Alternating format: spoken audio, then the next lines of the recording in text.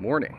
My name is Jack Secchi, and I'm a bilingual outreach programmer here at Fayetteville Public Library in Arkansas, where we have a beautiful morning overlooking the Ozarks. So today I'll be talking about my outreach program that targets service industry workers, so people who work in restaurants or cafes or bars. So I'll be talking about the mechanics of the program, why it matters, and how you can adapt it to different industries and communities. So I hope that you enjoy it, but more importantly, I hope that you find something that you can add to your outreach programs. So thanks again for watching. All right, thank you again for taking the time to watch this presentation. So the title is Serving the Service Industry, Creative and Effective Outreach Strategies. And again, my name is Jack Secchi. Sometimes people have a little trouble with that last name, but Secchi is the correct way to pronounce that. So I know we went into a little intro, but during this presentation, we'll cover what service industry outreach is, why it matters, and why it works. Then we'll move on to the mechanics and the do's and don'ts of successful outreach. We'll discuss challenges and other considerations. And then finally, we'll talk about the future of the program and how to adapt it to other communities and other industries. So thanks again for joining me, and I hope you find this useful. So before we get started, just a little bit about me. I was originally born in Denver, Colorado, but when I was 5, my dad became a diplomat. So we moved to Santo Domingo in the Dominican Republic. After that, we moved to Munich, Germany, then Naples, Italy. I did come back to the US for high school and college before finding my own way to Buenos Aires, Argentina, where I spent 6 years before moving to Fayetteville, Arkansas. So during the pandemic, I got my MLIS from the University of Illinois Urbana-Champaign. And currently, my position is the bilingual outreach programmer at Fayetteville Public Library, again, here in Arkansas. And my other fluent language is Spanish. So I also have 2 huskies and an imported cat. The cat is also from Argentina. You do have to get them what is called a pet passport, and sadly, no, it is not a little booklet with their picture in it. There's a missed opportunity there. But I have 15 plus years behind the bar. I've been a bartender for actually 16 now, and actually currently work part-time at a location downtown here in Fayetteville, and that's kind of what spurred this whole idea. And then just some of my main interests. I'm really into soccer. I love to travel. I actually hit my 50th country this year, and I've been to 6 continents. I love literature. My favorite part of the library actually is the books, kind of old school, and I'm super into video games as well. So really quickly, here's just a couple of photos of things that I like to do. So on the left, I recently had the fortune of visiting Machu Picchu, where I got this awesome picture after 3 days without a shower and a shave, obviously, with a mama llama and her baby. Then in the middle, on top, here I am with con los pibes, with the boys from my soccer team in Argentina, Argentinos Juniors. So if you know anything about soccer, that's where Diego Maradona and Riquelme started. At the bottom in the middle, there are my huskies and the cat that I was talking about. Yes, they're all black and white. Yes, it's obnoxious, but they get along. And then on the right, here I am performing outreach with our original bookmobile, which is no longer on the road, but fortunately we have a brand new bookmobile. So I'm really excited about starting that service again and getting back out there. So here's a little background about Fayetteville itself. So Fayetteville actually just surpassed 100,000 residents, but in the larger region, the larger metropolitan area known as Northwest Arkansas, we have just surpassed 500,000 in the area. And this past year, according to US News, Fayetteville is the 21st best place to live in the United States. It actually achieved a ranking of 3rd, its highest ever, in 2016. And the drop in that ranking over the past few years is almost exclusively due to the price of housing, because the secret's out, Fayetteville is awesome. And so demographics are changing extremely rapidly. In fact, the current statistic is 32 new people per day come to the region. So not just Fayetteville, but the region. And with change comes certain negative aspects. So we discussed the surging housing, but I would actually argue that the good outweighs the bad in this case. So the region in 1990 was about 95% white. Currently, Northwest Arkansas is 25% Latino, which is where my Spanish skills really help. And it's also very conducive to small business, which is one of the main reasons that my outreach program is so successful. So, in the city of Fayetteville itself, we are home to the University of Arkansas, the Razorbacks, and they are the biggest employer in the city. But in the region, we also have giant mega corporations. Walmart, Tyson Foods, and JB Hunt, the trucking magnate, those are all headquartered here in Northwest Arkansas. So those bring tons and tons of jobs. They bring people from all over the world, and they are also mega donors to Fayetteville Public Library. They have helped the library become what it is today, which we'll discuss in a little bit. But first, I want to share some pictures of Fayetteville itself. So on the top left, we've got a picture of Old Main. That's the most iconic building on the University of Arkansas campus. In the background, you can see the Ozarks, so a beautiful little mountain town. In the bottom left, we've got our Pride celebration, which is actually the largest in Arkansas because it's a very accepting place. As I said, more and more people are coming from all over the world. We also have several refugee relocation agencies. So families are coming from all corners of the globe, but increasingly places like Afghanistan, Central and Eastern Africa, and Haiti. And people feel welcome, people feel safe, and the city itself really is one of those places where you still say hi when you're walking down the street. You take care of your neighbors and they take care of you. And then on the right, we have pictures of what is called the entertainment district. So on the top right, we've got Dixon Street, which is more the kind of college strip. And then in the bottom right with the beautiful sunset, that's Block Street. That's going to be a little more sophisticated, a little older crowd. But those form what is called the entertainment district. So in about a 6 by 6 block area, here in Fayetteville, there are actually about 110 places where you can get a bite to eat or drink, which is another reason why this program is so successful. And then to wrap up the introduction, finally a little background about Fayetteville Public Library. So if you're interested in seeing what we're all about, our website is faylib.org. But Fayetteville Public Library is an outlier in the public library world. It is an enormous facility, 180,000 square feet, 4 floors. One of our main complaints actually is that people get lost. There's a lot of library. It's also very well funded. In fact, our operating budget is a little over $10 million a year, and we have over 110 employees and about 325 active volunteers. So it's also very well supported. The reason that it has been able to grow to this size truly is because of the community. I did mention those mega donors like Walmart and Tyson before, but the main reason is the city of Fayetteville itself. They really value their library. Over 80% of people, of residents in Fayetteville have a library card. Every time we ask for more money, a millage increase, the standard approval vote yes rate is about 75%. So of course we have books. We have over 300,000 of them in various forms, ebooks, audiobooks, and physical. But we are also known for non-traditional resources. So we have spaces like teaching kitchens. We have an art and movement room where we have dance and yoga. We have an event center that can hold 1,000 people. And kind of the crown jewel of our recent expansion that happened just over 2 years ago is what's called the Center for Innovation. And I would argue that that's amongst the best public maker spaces in the entire country. So we'll take a look at a picture of some of those spaces in just a second. But the one I'm most excited about, obviously, we got a brand new bookmobile. So again, excited to get back out there.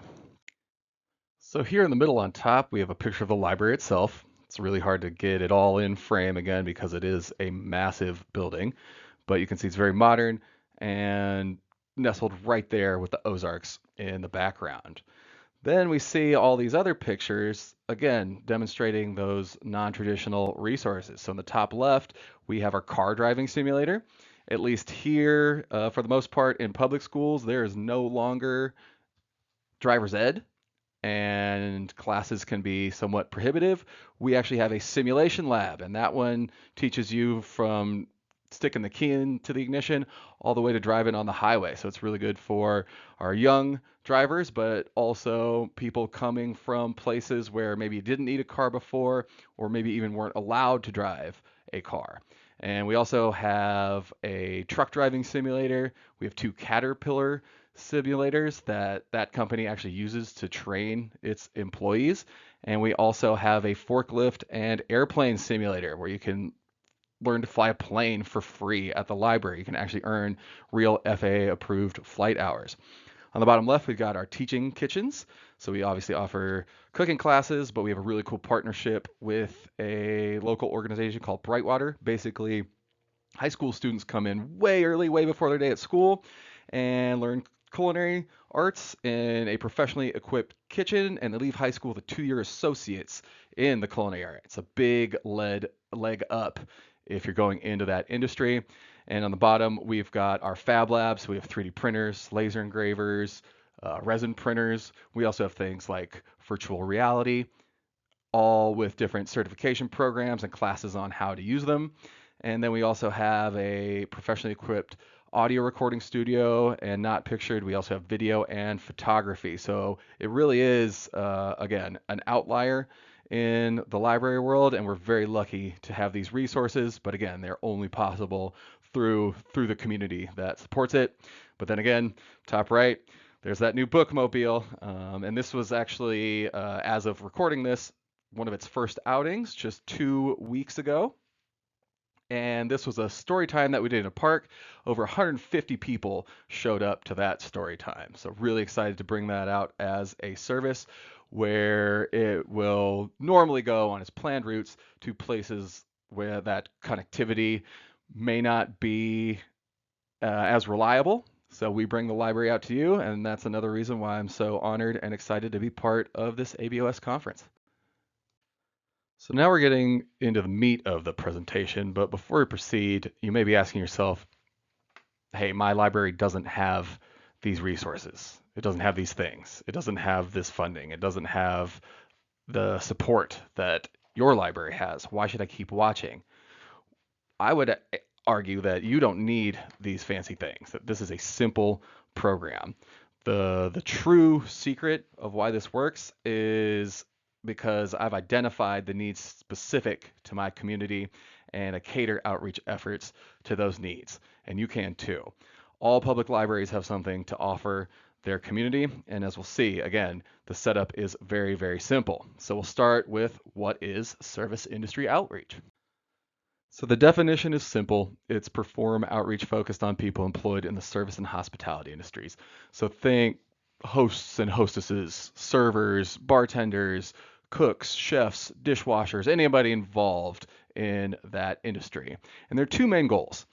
One is to explain the resources, services, spaces, and programs available both in and outside of the library, and offer active library cards and memberships on the spot. I've found that people are much more likely to use that library card if, when this interaction is done, that card works.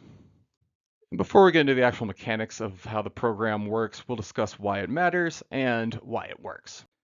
The program matters because service industry and hospitality employees come from all walks of life. We'll take a look at specific demographics here in a second, but I would actually argue that as a whole, service industry employees are a traditionally underserved community. So when we do take a look at that specific list, we'll see other traditionally underserved communities and groups, as well as non-regular library users. It also matters because many employees express interest in the library, but there are lots of legitimate reasons that you don't have the time or energy to come in on your day, or if you're lucky, days off. You might be working a second job, you have to worry about childcare, or you're full time, you're a server, you work two back-to-back 16-hour shifts on your feet, you're in the kitchen 14 hours, it's hot, it's sharp, you just don't have the energy to drag yourself to the library. And I would argue that successful outreach means meeting people on their time where they are. And then, of course, as I'm sure that we've all experienced, there's confusion about the resources, spaces, services, and programs that the library offers. It's not just a dusty old warehouse full of books. There's lots and lots of different things to do for the whole family, for adults, for teens, for your kids. It's more than a warehouse of books. And another challenge that I'm sure that we've all encountered is that people still don't understand that membership, that services and programs are all free. And that is a big selling point that makes my program so successful. And here are some of those demographics that I was talking about. So this is by no means an exhaustive list, but these are demographics that I would argue are more common than others. So here in Fayetteville, people born outside the U.S., especially from Latin America, where there are public libraries, but the facilities and institutions and the way they work is much different. So people are very reluctant to come in. They think that nobody will speak their language or they're being a bother, which, as we all know, just isn't the case. As a college town, we of course have thousands of students that may not know the wealth of resources that we have that cater to them directly. So specifically, we have study rooms that they can check out and study spaces, especially when the school library fills up. And we'll also extend hours during test times. Then ex-military returning to civilian life often turn to the service industry sector, and we have a huge VA hospital here that's actually one of the highest rated in the nation. You'll also see large numbers of the LGBTQIA plus population, definitely an underserved community worldwide, but especially in the Deep South. Again, Fayetteville is very accepting, and the library is an open, safe space, and we definitely want to communicate that all are welcome here. And you'll see an outsized proportion of people who are single parents, single mothers, single fathers, and definitely looking for free activities, constructive activities. We can definitely help you out at the library. Same deal with low income individuals or families. There definitely are owners and chefs and GMs and bartenders that are on six figures, but you might be a single mother working through shifts at Chili's. Again, we've got a safe space for you and your child, or just you, where you can do something constructive or not. I think that it's perfectly valid to have a tough weekend and you just need to rewatch season 8 of The Simpsons. Why not? And unfortunately, substance abuse is rampant in the industry. I don't want to paint service industry workers as drunks and drug addicts, but that is an issue, and the library can be a place to get back on your feet if you're struggling with those. We have resources to help you get through those times in your life as well, without any judgment. And then, of course, we have lots of people with partial credit or unfinished degrees, or people who never got the opportunity to start a journey into higher education. And having the library come to you saying, hey, we have lots of resources for you. We know that you're out here. We care. Come on in. That can be the spur that ignites that journey or reignites it. It's also very common to be working two jobs in the industry. You don't have a whole lot of time again or energy to actually come into the physical space of the library. Hey, we give you a working card. You can access a wealth of resources, languages, ebooks, audiobooks straight from home. You never have to come into the library if you can't make it. And then kind of the same deal with people who may have partial credit or just starting their education journey. They're just burnt out. They're looking to change careers. Going to the third space of the library may kickstart that. And our library has lots of job finding resources, both online and in print form. Now, as to why it works, and the first reason is that genuine widespread interest from employees that we've already discussed. And again, I've touched on it, but to me, the most important aspect of successful outreach is meeting people where they are, and on their time. It shows that you took the time not only to think of them, but to think of their needs and then again, show up. So if you take one thing from this presentation, it's that showing up when others haven't or wouldn't. It shows that you're serious and you can begin building both the personal and institutional trust that makes this program successful, showing that the library is here for you, and that's why the program is adaptable to other communities and other industries. It's also extremely important to take time for meaningful, thoughtful, in-depth interactions. It's great when you show up to a well-staffed restaurant, 10 people sign up immediately, no questions asked, but it's equally important to take the time when someone wants to know more. So, for example, just recently I talked to a new mom back to work too quickly because there's rarely maternity leave in the industry. And she was initially reluctant because she, quote, had no time to read. So I said, "Oh, congrats. Can I see some pictures?" That she was, of course, very excited to show. And that opened the door to talk about things like story time and board books and online fun and educational streaming, all free. So after about 20 minutes, she did get her and her newborn daughter 2 cards and likely fostered a lifetime or even multi-generational library user. So it's really important to lock in and show people that there's something for them. And then finally on this slide, the program largely works because I have knowledge of the industry, speaking their language. Generally, when I go into a new place, I'll start off, "Hey, I don't know if we've met yet, but my name is Jack. I work downtown in a place called Riley's." Immediately, they know what that is, relax a little bit, and then I'll say, "I've been industry for 20 years." Just saying that, industry. You can immediately see their shoulders lower, that kind of arched eyebrow relaxes and everything, and I'm in. At least they'll hear me out, even if they don't want a card in the end. And continuing why it works, word of mouth is huge in the industry. We talk, we hang out, we frequent each other's establishments. There's a running joke that we recycle $50, meaning that we hang out and overtip everywhere that we go, but it always comes back to you. We also have networks to keep people safe. We know when there's been a problem patron somewhere else, at least we get the heads up, or we can stop you before that person even gets in. So in this case, it's a positive because word gets around that there's this guy that is going around signing up service industry workers for free library cards. So just having someone vouch for you, but who's also been to the library, that that is invaluable. You have trust before you've even walked in to a new establishment. People know who you are already. Then, of course, there's high industry turnover, especially in a college town, especially the establishments that run largely with college students. There are certain establishments that I'll walk in every 2 weeks and the entire staff is different. So you've just got a new pool of potential library users. And then again, as we discussed, Fayetteville Public Library is an outlier, so there is an expectation that you should have a library card, but I would argue that that's actually a societal expectation. A lot of people haven't been in for a long time, or they know that they should have one and they understand that it's free. So obviously don't exploit that. Don't make anybody feel bad about that.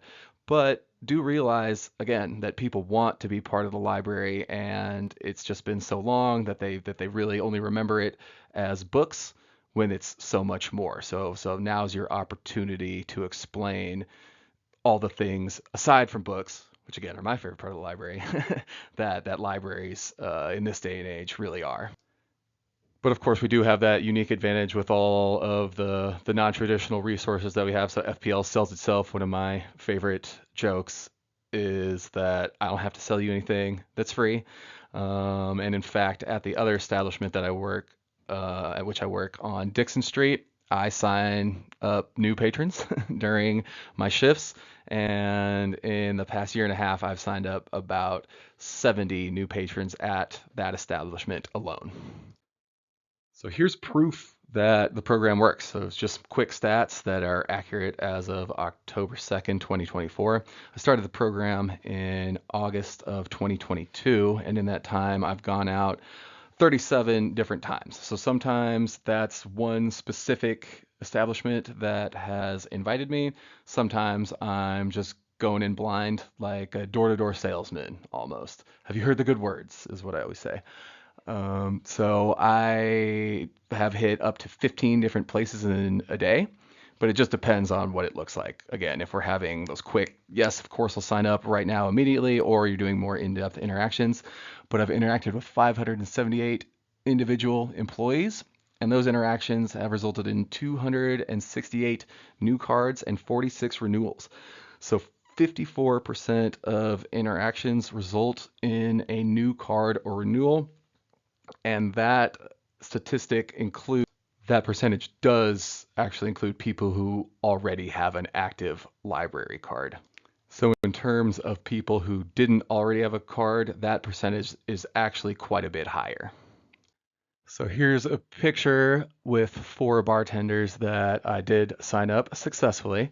So we've talked about what successful outreach is, why it matters, and why it works, but what am I actually doing? What are the mechanics? What are the do's and don'ts? Let's talk about those right now. And this is why I say it's simple.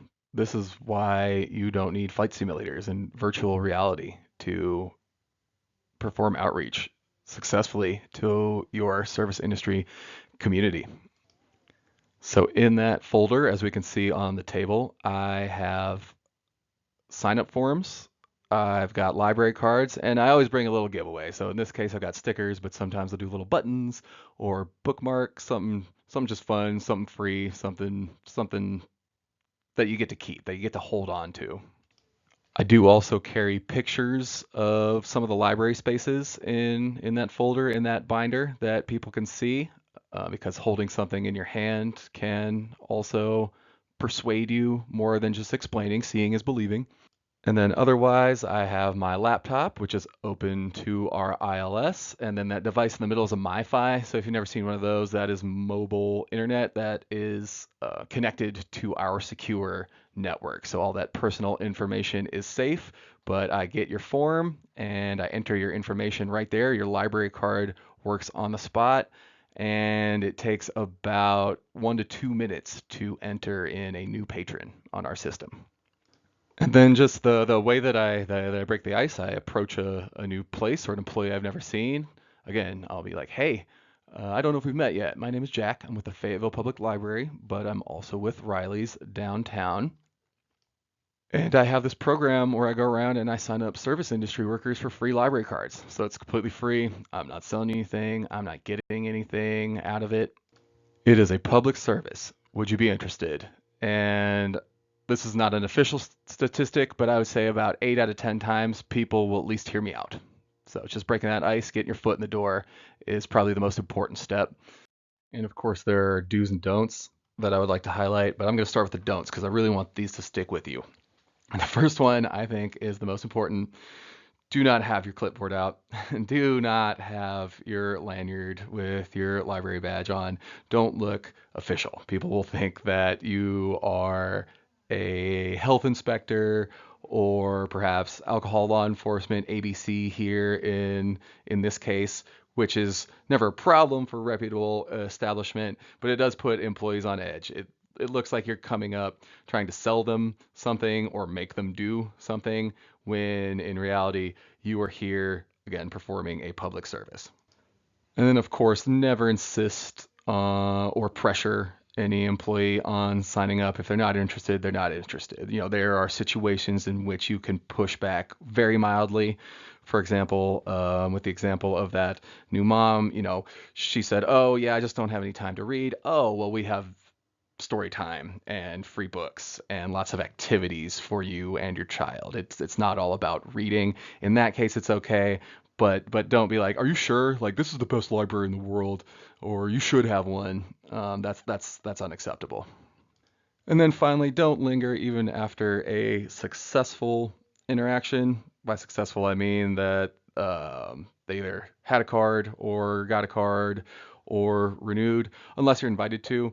You can have those genuine conversations. Again, take time to get to know who you're talking to and what they're into. You can ask them, when's shift change, and if they invite you to stay and it's close by all means do so. But once you have performed your service, pack up and leave. And moving on to the do's, there are a few. So I'd start with complimenting the established and or the employee. So there's a caveat in there. There's a don't in that do. Don't compliment on physical aspects of the employee. Don't say, oh, wow, what beautiful eyes you have. That's kind of off-putting. It's unprofessional. What I mean by complimenting an employee, you can walk into a dive bar and the bartender will have a Smith shirt on. Oh, I love the Smiths. Awesome.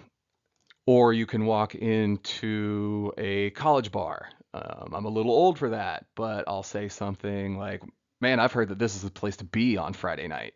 So complimenting the establishment shows that you've done a little bit of research, that you looked them up, that you've heard of them, and complimenting the employee, again, in a non-physical manner, oh, awesome shoes type of thing, shows that you're talking to them like a person. It's a good way to break the ice. And then always make it a habit to speak with an MOD. That means manager on duty, or the owner, because the individual employee that you're talking to may want you to be there, but the owner and manager may not. Generally, they will definitely hear you out if you get to that stage, but they may decide, hey, today's not the day, and that's perfectly fine. Again, do not insist. Just pack up and be on your merry way. But I will say that in many cases, a manager or an owner will be receptive to the idea. It's just not the right time. They may ask you to come back when it's slower or on a different day, or they may want to reach out and schedule a time. There was an instant in one of the fine dining establishments that we have here in Fayetteville. They were definitely interested, but as soon as they open to the time they're closed, they're slammed. So he made an agreement with me. He's like, hey, if you want to come in an hour before we open, you can do a little presentation, and any employees that want to sign up, awesome. I totally encourage that. So that's what we did. That day, I got 18 signups from one individual restaurant. And again, as we've discussed already, do take the time to find a genuine employee interest. You almost certainly have a resource at your library for something that they're interested in, art, music, sports, language, travel, something like that. And as outreach generally extroverts, a lot of us in this line of work do take to that naturally. But again, it also fosters trust, both in you as an individual and the library as an institution. It shows that you care, it shows that you're listening, it shows that the next time that you show up, you'll have even more for them. Which brings me to my last point here, always follow up. This is important in any form of outreach. Make sure that the employee got what they wanted, take time to hear what they've enjoyed, and in many cases, it either prompts them to actually use that card. They'll be like, oh no, I totally got the card I've been meaning to go. Just assure them that you're not here to make sure, that you just wanted to make sure that everything is going well and what they think of the library. And in a lot of cases, if they have gone to the library, they will then tell their friends, their employees, their coworkers, oh yeah, that's a great place. This guy's trustworthy. He wasn't lying. Go ahead and sign up. I would encourage you to sign up. That happens more often than not. And of course, you run into any number of challenges, but some are more common than others. So we'll go over those and some solutions to some common challenges, as well as other considerations, things that you just want to keep in mind as you institute this program. So the most common challenge that I run into personally is front of house versus back of house. That's what those stand for at the top. So front of house is any employee that you generally see at a restaurant. So think hostesses, bartenders, servers, floor managers, versus back of house, which are cooks, chefs, dishwashers, and if the establishment is extra large, they might even have a cleaning team. So front of house is usually a little more gregarious. They're more outgoing. They're interested in what you have to say and are more likely to sign up, whereas back of house tends to be a little more reserved. So the solution to that, in most cases, lies in the follow-up. because front of house will go to the library, they'll see that it's great, they'll see that you weren't lying, they'll tell their trusted kitchen employees, and then they'll come out. And specific to Fayetteville Public Library, we have recently had the fortune of getting a grant to employ ServeSafe classes. So ServeSafe, for those of you who don't know, basically in every state, somebody on staff and in many cases somebody on duty needs to have a ServeSafe certification, which is normally, when it's all said and done, $200 to $300. Here at the library, it's completely free. So having something to offer the kitchen and back of house specifically has been a real leg up as well. Then, of course, there's that distrust, hesitation. Oftentimes I've shown up out of the blue. I'm industry, but man, I work at the library. Trust me. Here, write down your phone number, your address, and your email. Some people don't like that idea, that setup. Again, perfectly understandable. Do not take it personally. Accept their hesitation, and again, wait for that follow-up opportunity when somebody that they trust has seen that you're trustworthy. There's also the issue of timing and hours. So certain establishments are busier at odd times, other ones are busier at the expected time. So don't go in to really any establishment on Saturday at 6 p.m. That's another industry thing. If you come in with a resume, you might be the best bartender or the best line cook in the world. If you come in at rush on a Saturday without a really good excuse as to why you're doing this, that is going directly in the trash. Generally, establishments are least busy when they open or when there's a shift change, but there are exceptions to that rule. We have a very popular local burger spot. I went in there right when they opened. They're like, yes, this is a great idea, but wait here 5 minutes and see why we can't do that. The restaurant filled up 20 tables in that 5 minutes alone. And in that same vein, there are always last second changes. You might have a manager who is excited to have you come. They want you to come for a specific session, but then the day before, they've got a line on a private event where they might get 50 people and they'll be able to charge $2,000 as long as they let you know. Sometimes they don't even have time to let you know. I've shown up when that was the very case. Like, oh my gosh, I've been so sorry. Again, be understanding, be cordial, understand that they had to do that, and that can happen to an employee. They might be in the middle of signing up, filling out a form for a library card, when all of a sudden 20 people come in, they have to tend to that immediately. Again, as we're hearing over and over, that follow-up comes into play. They'll remember you. They'll remember that they wanted to sign up. And then from the library side, of course, there's always other events, always other responsibilities. Our plate is always full, eternally full. Don't let that get you down. If you have to limit these outings to once a month or once every 2 months or once even quarterly, be honest with the establishments that you're communicating with, but also be honest with yourself. It's okay. There's there's always something to do. We all understand that. And especially people in the service industry themselves. They will be sympathetic to your cause, believe me. And so here are some other considerations that I just want you to be aware of. The first is harsh environments. So here in Fayetteville, we actually have an establishment that opens at 8 a.m. So the people lining up to go in there are going in there with a purpose. And it's also smoking. So if you're allergic to smoking, or that's just not the kind of environment that you can handle, that's okay. Just be honest with yourself. And then there are establishments, unfortunately, that are a little rowdier or seedier. If you ever feel uncomfortable, remove yourself from this situation. You don't have to go into those places. You don't have to stay in those situations. Then the second is wearing out your welcome. You come in here all the time and sign people up for library cards, but you never buy anything. You'll start to feel that. And then in that case, that's where the third point comes up.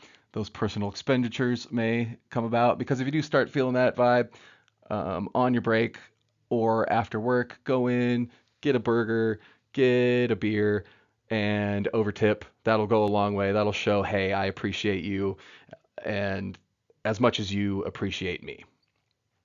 Then looking inward, you also have your own judgment and biases. There are definitely establishments that I don't like for any number of reasons. Sometimes I don't like the owner. Sometimes I don't like a particular employee. Sometimes it's just not my personal vibe. So I would encourage you, in the case that you feel safe enough to go in there, that you examine them and find a way to get in there. For example, personally, I always tell myself that these are the kinds of people that need a library card more than anyone, and that will get me in the mindset to go in there. And then finally, the last two are intertwined with temptations and ethics. So within the industry, there is a thing called the bartender's handshake. It's a shot, no questions asked, no tip expected kind of thing. And I know that they're not going to tell anybody if I take one, and nobody would ever know, especially when I'm walking from place to place on foot. But you just have to realize that that temptation will be there.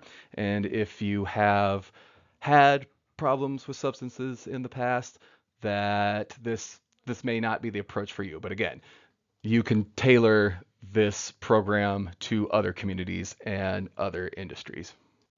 And then we've already discussed all these in one fashion or another, but just to reiterate, stay consistent, show up when you say you're going to show up, follow up when you plan to follow up, find a genuine patron interest, find a way to connect, find out opening, closing, slow hours, and shift change.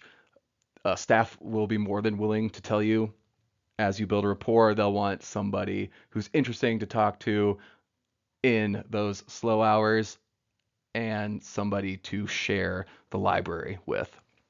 Always maintain your flexibility. You can always come back to any of these establishments. And again, as we just discussed in the previous slide, always consider your personal biases honestly and remove yourself from any situation that makes you feel unsafe. And now I just want to share some pieces of feedback that I've gotten from service industry staff that keep me going. So feedback has been overwhelmingly positive, and people are really excited when they hear about the library and hold their new card and their new sticker or bookmark or whatever it may be. But the top two actually are very common. The first one, for free. As we all know, people are still confused about the fact that the library is free and open to everyone.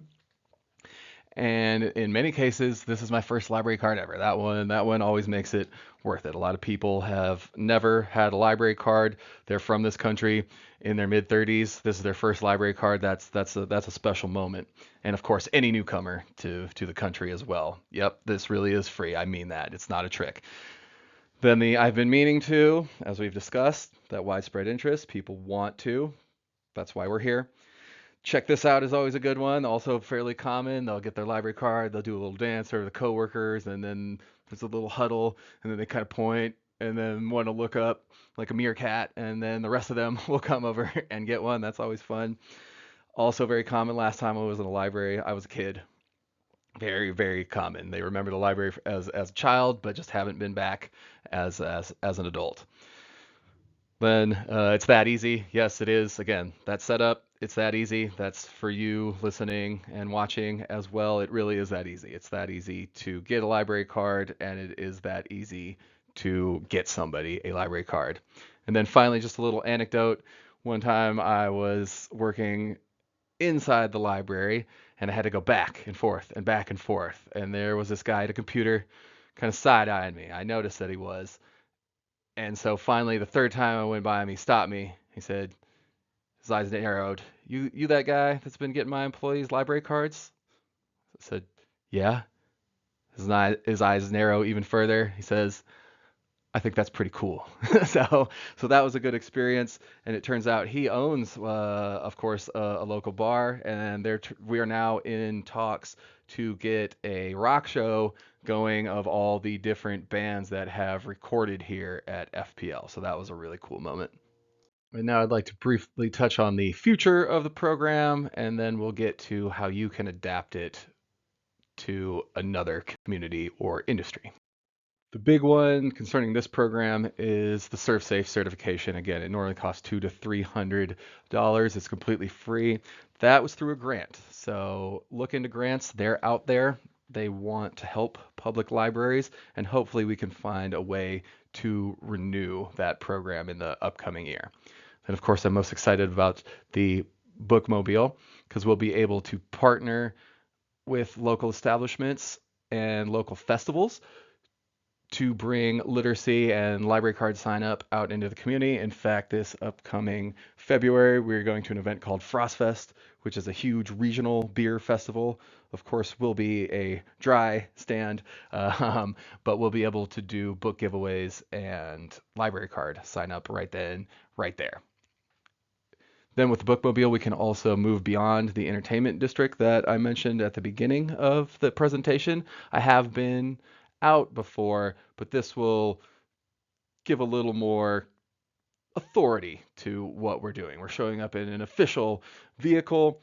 We're definitely serious about coming out, and we would definitely love to partner for a one-off event. And then volunteers and department growth. As we grow, so can the program. So we're a little ways away from that, but we always have one eye looking forward. Anytime you have competent volunteers or competent coworkers, you can always mix them into the fold, and this is a great way to get that outreach experience that's both meaningful but also fulfilling. And now the suggestions for adapting the program. So the first one on this list might seem like an odd 180, a full pivot from bar service industry to religious spiritual communities, but religious and spiritual communities, whatever faith they may be, are oftentimes focused on charity and knowledge. So specific to Fayetteville, we have a huge Baptist population.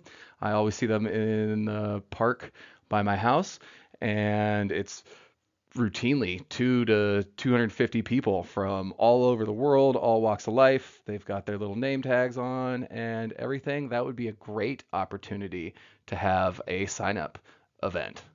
In fact, at Fayetteville Public Library, we have a huge spiritual fiction section, and I would actually argue that in our nonfiction section, our spiritual literature is second only to history as a broad category. So we definitely have something for everyone here. And then you can start small in your university or school community. Again, places of higher learning, education, or even preschool through high school. Start with a single department. Start with a single after-school club. Show up and get involved. Use these same strategies of showing up, following up, and making it easy.